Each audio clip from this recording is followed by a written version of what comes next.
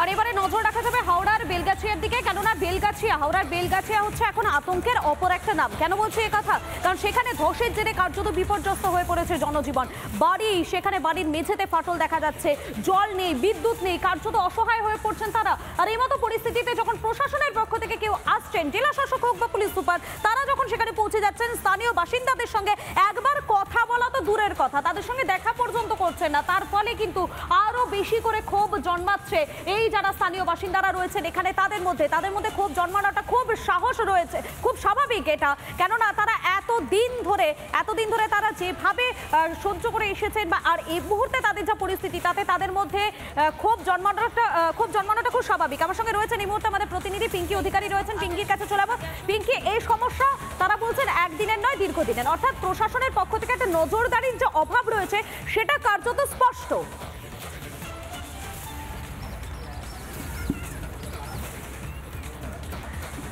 একদম দেখো, তার আগে একটা ছবি দেখানোর চেষ্টা করি তোমাকে, যে ভয়াবহ ছবি এই মুহূর্তে রয়েছে। জানি না সেটা একটা মানুষের পক্ষে, যারা এখানে বাসিন্দা রয়েছে তাদের পক্ষে কতটা বেদনাদায়ক। তিল তিল করে জমানো টাকা, যে টাকায় আমি বলবো পিনাকি একটু ছবিটা, একটু এই ছবিটা এখানে দেখাও। এখানে বাড়ির এত ভয়ঙ্কর অবস্থা, এবং এখানে আমি একটু দেখানোর চেষ্টা করব, এইভাবে ফাটল ধরে গেছে যে কার্যত আমার হাইট, আমার যে উচ্চতা, সেটার সঙ্গে মাথার চাল ঠেকে যাচ্ছে, এবং ভিতরের পুরো ধ্বংসস্তূপ অবস্থা, এবং যে ন্যূনতম জিনিসপত্র ছিল সেগুলো বার করতে পারা যায়নি। আরও একটা ছবি তোমাকে দেখানোর চেষ্টা করি। একটা ঘরের ভিতরে আমি ঢুকবো এবং পিনাকিকে বলবো, পিনাকি একটা ছবি আমি তোমাকে দেখানোর চেষ্টা করি, যে এই যে ঘরের যে যে যে প্যাটার্নটা রয়েছে সেটা নিচের দিকে ঢালু হয়ে গিয়েছে, মানে খাটের পায়া নিচের দিকে এগিয়ে যাচ্ছে, এরকম একটা ছবি এখানে রয়েছে। পাশাপাশি আমি যখন হাঁটছি বুঝতে পারছি ঢালু হয়ে গেছে খানিকটা জমিটা, এবং একই সঙ্গে আরো একটা ছবি তোমাকে দেখাই মধুকল্পিতা, যে রাস্তা কতটা ভয়ঙ্কর হতে পারে। এই রাস্তায় হাঁটলে মনে হতে পারে যে তুমি কোনো একটা ঢালু উপরে পাহাড়ি জমি থেকে হাঁটছো, ঠিক যেমন উঁচু নিচু থাকে, কিন্তু এটা কোনো পাহাড়ি জমি নয়, এটা সমতলের একটা রাস্তা। এবং যে রাস্তা থেকে আমি যখন নামছি, আমি দেখানোর চেষ্টা করবো পিনাকিকে যে এইভাবে নেমে যাচ্ছে। এবং এই যে তুমি যখন এই ছবিগুলো দেখাচ্ছ, তোমার কাছে আবারও আসবো পিঙ্কি, তবে প্রসেনজিৎ আমাদের অপর প্রতিনিধিও রয়েছেন এই মুহূর্তে আমার সঙ্গে। আমি প্রসেনজিতের কাছে চলে যাবো। প্রসেনজিৎ, এই মুহূর্তে তুমি যেখানে রয়েছো সেখান থেকে ঠিক কি ছবি ধরা পড়ছে?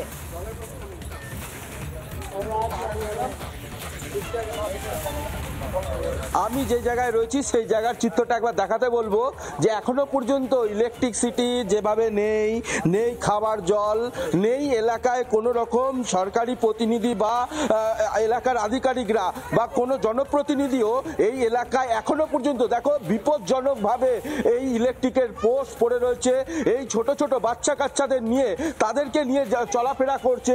তবে এই অবস্থাতে তাদের ঘর ভেঙে গেছে, এবং তাদের পাশাপাশি এই এলাকাতে কোনো রকম স্থানীয় মানুষজনেরা তারা কিন্তু এই ঘরের ভেতরে কোনো রকমে থাকতে পারছে না। যত দিন বদলাচ্ছে ততই সমস্যার সম্মুখীন হতে হচ্ছে। সাধারণত এই এলাকার মানুষজনেরা তারা বিপজ্জনকভাবে রয়েছে, তাদের কোনো রকম ঘরে কোনো রকম কিছু আসবাবপত্র থেকে শুরু করে কিচ্ছু আর বাঁচেনি। তবে এই এলাকার মানুষজনেরা তারা কতটা বিপজ্জনকভাবে রয়েছে তাদের থেকে একেবারে আমি সরাসরি জানার চেষ্টা করব। তাদের পানীয় জল নেই, খাবার জল নেই, তারা 3 দিন হয়ে গেছে এখনো স্নান করতে পারেনি, এবং তারা এই অবস্থাতে পড়ে রয়েছে। আপনারা কিরকম অবস্থায় আছেন একটু উঠে দাঁড়ান। আপনারা দেখতে পাচ্ছেন তো কিরকম অবস্থায় আছি। এই তো ঘর সব ভেঙে গেছে, বাচ্চাদের নিয়ে রাস্তায় ঘুরে বেড়াচ্ছি, রাত্রেবেলা কোথাও সাইডে বসে আছি। এই অবস্থা, জল নেই, খাবার নেই, মাথা ঘুরছে, বিনা জলেতে খাবারের জন্য মাথা ফাথা ঘুরছে, দাঁড়াতে পারছি না। এত অসুবিধার মধ্যে একেবারে বোঝা যাচ্ছে সেখানে যারা রয়েছেন স্থানীয় বাসিন্দারা, তারা রীতিমতো কিন্তু এই মুহূর্তে ক্ষোভে ফুঁসছেন। কেননা এখনো পর্যন্ত তাদের দিকে দেখার মতো কেউ নেই। প্রশাসনের দিকে তারা তাকিয়ে থাকলেও প্রশাসন কার্যত এই মুহূর্তে মনে হয় চোখটা বন্ধ করেই রয়েছেন। কেননা যেভাবে তাদের অবস্থা হচ্ছে তাতে তাদের পাশে দাঁড়ানো তো দূরের কথা, একবার তাদের দিকে ঘুরেও তাকালেন না। প্রশাসনের কোনো আধিকারিকেরা। ধন্যবাদ পিঙ্কি, ধন্যবাদ প্রসেনজিৎ, দুজনকে আপাতত ধন্যবাদ। আমরা এই খবরের দিকে, আপডেটের দিকে যেমন নজর রাখবো, ঠিক তেমনই আমাদেরকে নজর রাখতে হবে তৃণমূল বিধায়কদের দিকে। দেখুন, তৃণমূল বিধায়কদের মধ্যে শৃঙ্খলার যে অভাব, সেই অভাবটা নিয়ে রীতিমতো এই মুহূর্তে উদ্বিগ্ন রাজ্যের শাসক দল তৃণমূল কংগ্রেস। কেন উদ্বিগ্ন? এই যে অধিবেশন, সেই অধিবেশনে 50 বিধায়কের অনুপস্থিতি, এবং এই বিষয় নিয়ে ইতিমধ্যেই যেমনটা সূত্র মারফত জানা যাচ্ছে, শৃঙ্খলা রক্ষা কমিটি যে রয়েছে তারা কিন্তু ব্যবস্থা নিতে পারে এই বিধায়কদের বিরুদ্ধে। কিন্তু প্রশ্ন হলো, এই যে বিধায়কদের মধ্যে বেপরোয়া একটা মনোভাব, সেই মনোভাবটা কেন আসছে? আর এই বিধায়কদের মধ্যে বেপরোয়া মনোভাবই কিন্তু এই মুহূর্তে সব থেকে বেশি ভাবাচ্ছে রাজ্যের শাসক দল তৃণমূল কংগ্রেসকে।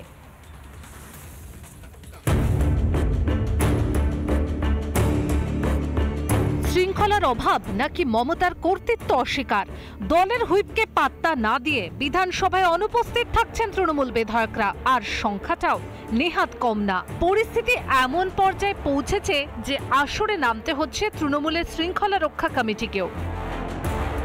এবারও বিধানসভা চলাকালীন 50 জন বিধায়ক তারা অনুপস্থিত থাকলেন।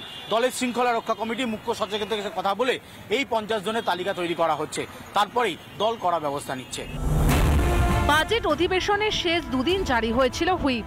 সূত্রের খবর, বিধানসভায় উপস্থিত থাকার কড়া নির্দেশও ছিল দলের তরফে। দেওয়া হয়েছিল বিধায়ক পদ খারিজের হুঁশিয়ারিও। তারপরও 50 বিধায়ক বিধানসভায় আসেননি। এরপরই নড়ে চড়ে বসে তৃণমূলের শৃঙ্খলা রক্ষা কমিটি। মুখ্য সচেতক নির্মল ঘোষের সঙ্গে কথা পরিষদীয় মন্ত্রী শোভনদেব চ্যাটার্জির। খতিয়ে দেখা হচ্ছে বিধায়কদের হাজিরা খাতাও। তৃণমূল বিধায়কদের অনেকেই অধিবেশনে নিয়মিত নন, অনেকে আবার এসে রেজিস্ট্রারে সই করেই চলে যান। সম্প্রতি এমনই অভিযোগ উঠছে বিধানসভায়, যা নিয়ে অনেকটা বিব্রত তৃণমূলের শীর্ষ নেতৃত্ব। এই তথ্য উঠে আসার পরে হুইপ জারি করা হয়েছিল বলে সূত্রের খবর। এবার আমাদের যে বিধায়করা যারা যাচ্ছেন না, বা দলের হুইপ যদি কেউ অমান্য করেন, দেখুন দলের ওপরে তো আমরা কেউ নেই। দলের ওপরে এমপি হোক, এমএলএ হোক, কেউ দলের উপরে না। আর যদি দলের কেউ শৃঙ্খলা ভঙ্গ করে এবং হুইপ জারি করা সত্ত্বেও যারা যাচ্ছে না, তারা কেন যাচ্ছে না, তাদের অবশ্যই কারণ দর্শানোর জন্য দলীয় নেতৃত্ব যে সিদ্ধান্ত নেবে সেটা সকলকেই মেনে নিতে হবে। যদিও তৃণমূলের এই অভ্যন্তরীণ টানাপোড়েন নিয়ে খুব একটা মাথা ব্যথা নেই বিজেপির। যদি তাদের মাথাদেরকে টাকা তুলে দিতে সক্ষম হয়, তাহলে সে আসলো কি গেল, বিধানসভায় থাকলো কি থাকলো না, এইগুলো বিষয় না। কেন গণতন্ত্রে বা সংসদীয় গণতন্ত্রে তৃণমূল বিশ্বাসী না, ভয়ের রাজনীতিতে বিশ্বাসী। তৃণমূল আবার তার শৃঙ্খলা, এ তো গরুর গাড়ি হেডলাইট। ভালোই বিনোদন হচ্ছে, দেখি কোথায় যায় ব্যাপারটা। শাসক দলের বিধায়কদের একাংশের মধ্যে এই বেপরোয়া মনোভাব কেন? তবে কি দলের বর্তমান শীর্ষ নেতৃত্বকে গুরুত্ব দিতে চাইছেন না কিছু বিধায়ক? অন্য কাউকে নেতা মানেন বলেই কি জেনে বুঝে মমতাকেও অগ্রাহ্য করছেন এই বিধায়করা? রিপাবলিক বাংলা। নানা ধরনের কন্টেন্ট দেখার জন্য লাইক করুন, শেয়ার করুন আমাদের ফেসবুক পেজ, সাবস্ক্রাইব করুন আমাদের ইউটিউব চ্যানেল। পাশাপাশি অন্যান্য ব্রেকিং নিউজের জন্য অবশ্যই চোখ রাখুন রিপাবলিক বাংলায়।